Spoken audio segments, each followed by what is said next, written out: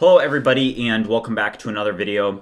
In this video, I'm making it because I want to share with you guys two different workflows that are agentic workflows that I've used in the past week. And the purpose of me sharing this is because I want all of you to start thinking agentically.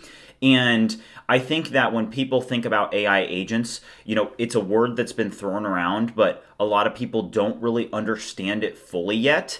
And I just want to talk about what I'm doing and how I think about it and just share that openly and show you guys two different workflows that I've personally used recently that are, let's say, a little bit outside the sphere of vibe coding. So, what's interesting is that vibe coders were really the first people to get access to really powerful agentic tools, right? But in the future, and even now, it's a little bit of a stretch, but even now, there are workflows that people can use to be able to build their own agentic workflows to accomplish tasks, okay, that are outside of just telling Claude Code or Cursor or Gemini or Anti-Gravity, whatever tool you're using for vibe coding to go do something and it's able to work in a code base to get it done, right? Like what happens when you actually extract that and are outside of a code base and you're trying to figure out, okay, how do I do keyword research for my site? And how do I get a bunch of keywords that I can use for this particular feature, right?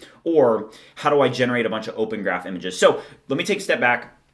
I just want to show you guys two different workflows that I've used that are agentic workflows, and I want to share just the thinking behind them, and then I want to share what you guys should start doing so that you can start to take advantage of this technology. So one thing that I did recently is I had to update View Creator to have OpenGraph images. And I'm not sure if you guys know what OpenGraph images actually are or not, but let me go to my X account and I'm going to show you guys what OpenGraph images are. So if I go to, I made a post this morning, so if I just go to BridgeMind and I go here, what you guys are going to see is that I did this post. I have been vibe coding in public for 92 days, and here is what I have built. And do you see how I dropped in View Creator and it showed this preview? This is an OpenGraph image, and when you're building a site, you want to set these, and it's a PNG image, and it has a very particular size dimension that you want to use to maximize the benefits for SEO and just what it looks like, right? So you can see that, hey, if I drop in viewcreator.ai, it's going to show users, a preview of the site, right? And how did I do that? Well, that I use an agentic workflow for, and I want to show you how I did it. So check this out. So we had the logic here where if I pull up Cursor, I can actually show you guys where these are pulling from. So this here on this home page, you can see home OpenGraph PNG. So this is the PNG that's being pulled. So there is an OpenGraph or an OG folder in my public directory in my View Creator website where it actually holds all of these OpenGraph images. So if you pass in the page for View Creator/agents, it's going to render in this OpenGraph image, which is the preview of the agents page on viewcreator.ai, right? So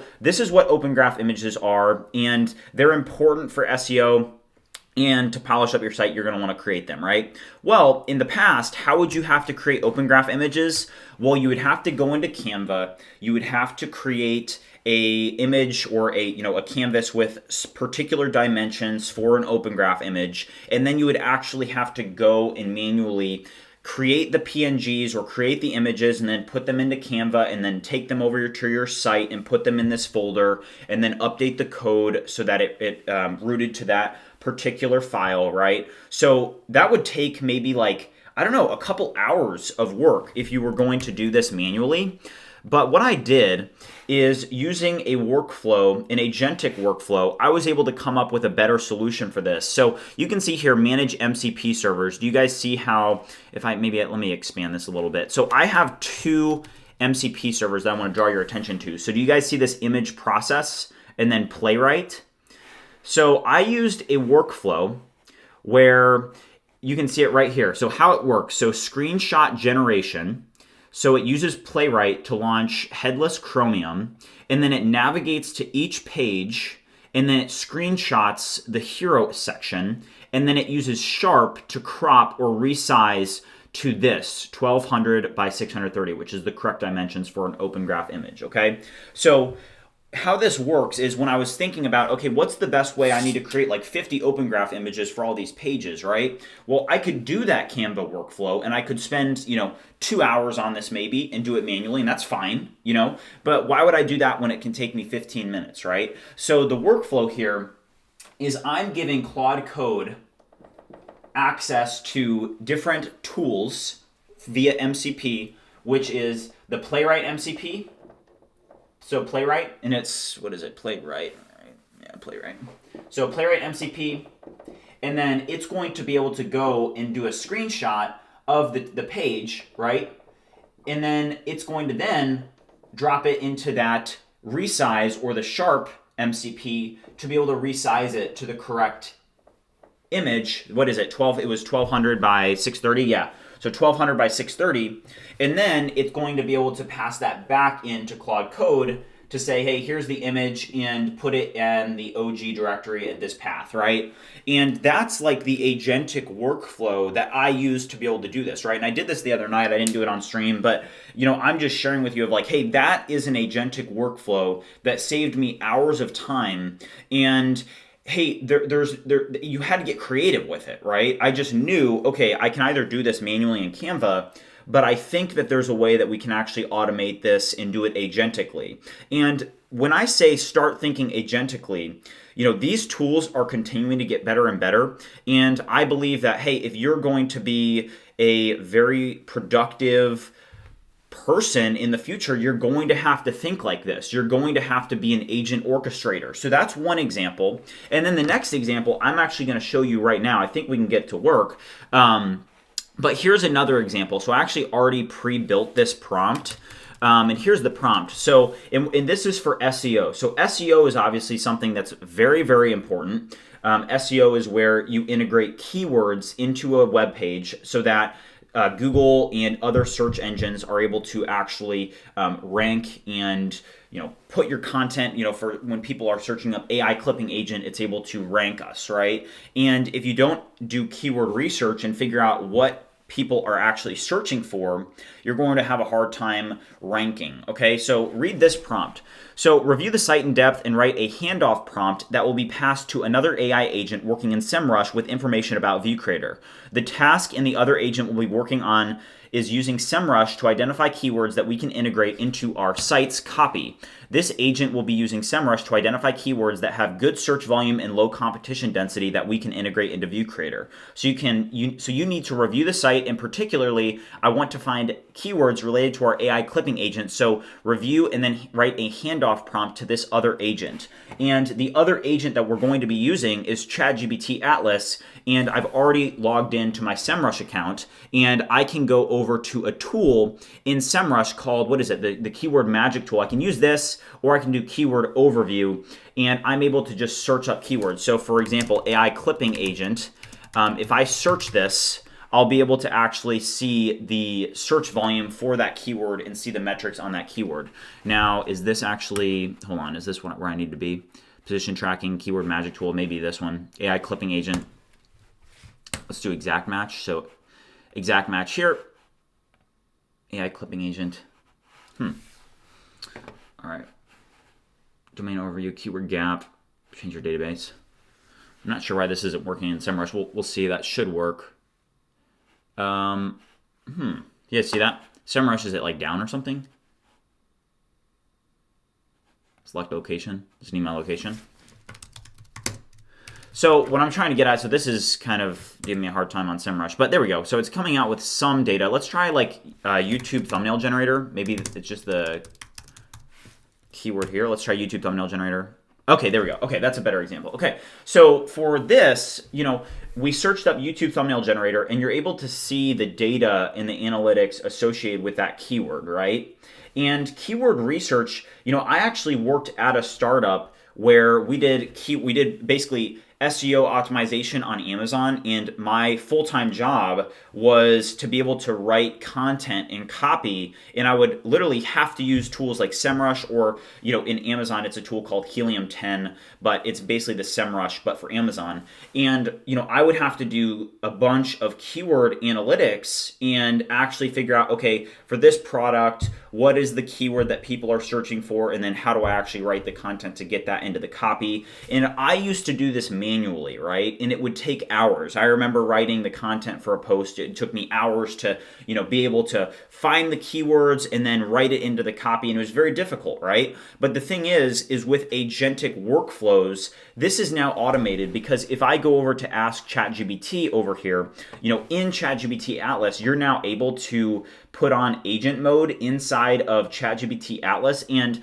this isn't like super great yet, but it is going to improve. And I know I have tested this before, and I've used this before to be able to do my keyword research, and it does work. So if we go back to our other agent, you can see that this agent has now written a handoff prompt that we're going to be able to hand off to ChatGPT Atlas. And I'm going to kind of describe, hey, how does that fit into what we're talking about? Why did I use Claude to be able to initially write a handoff prompt?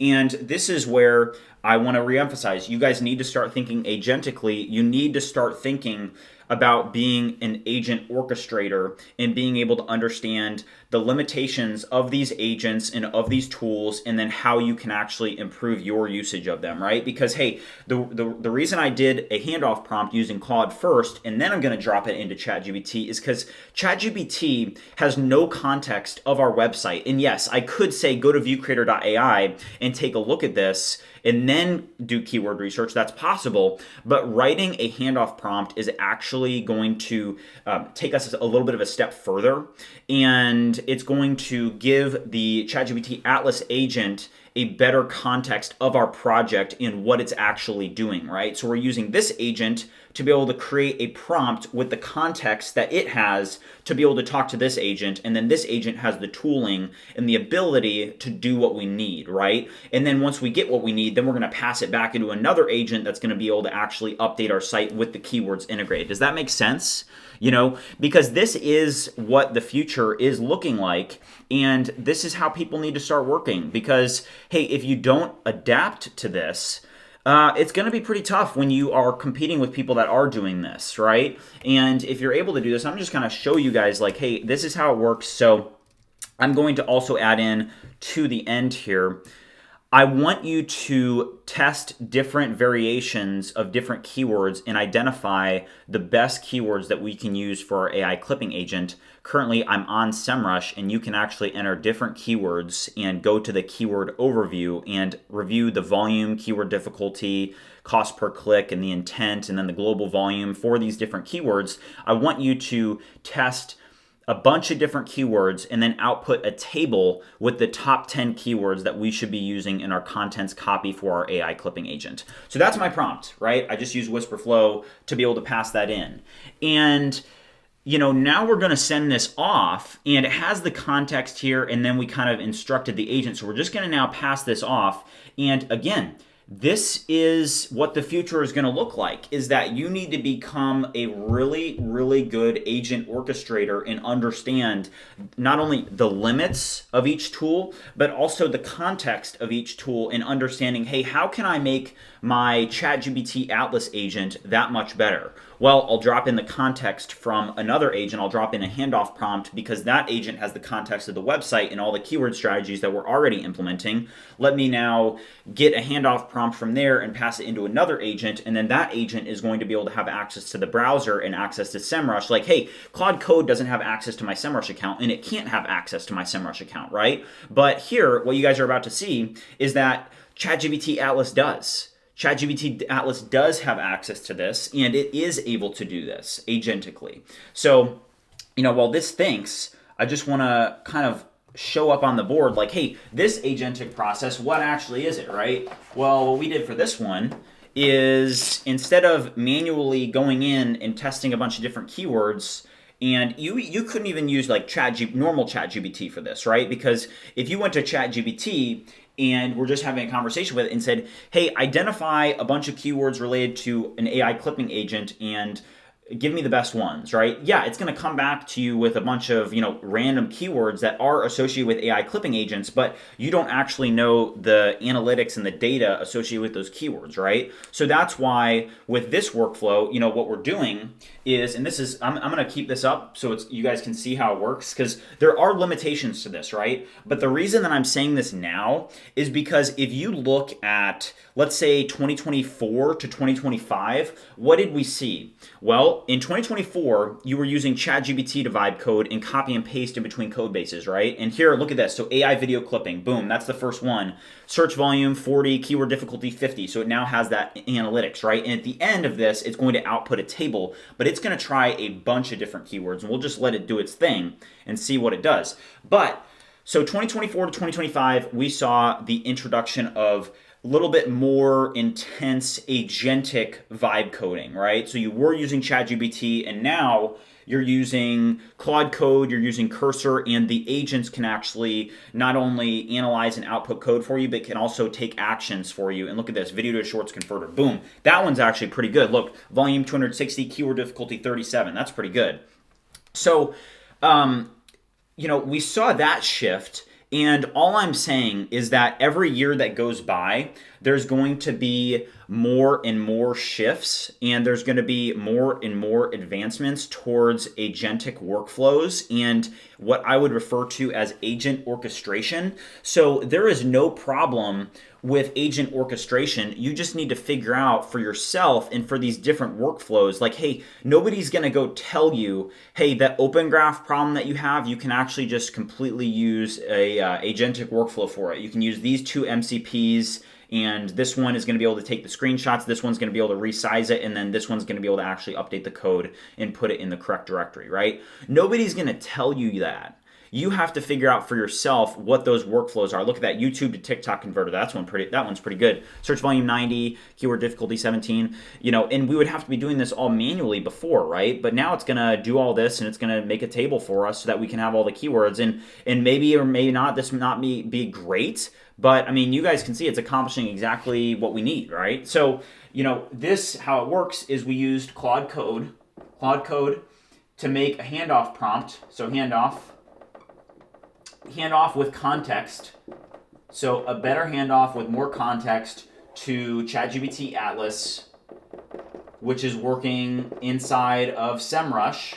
So that's in SEMrush, and this is going to be able to output a table of keywords that it finds. And then what are we going to do with that table? We're then going to pass that table back into Claude Code, which has access to our data or our code base, to then actually integrate those keywords that it found that it would suggest to put into our contents copy for keyword purposes. Look at this one. That one's actually pretty good. AI video caption generator, 260 auto cropping video tool. That one's no.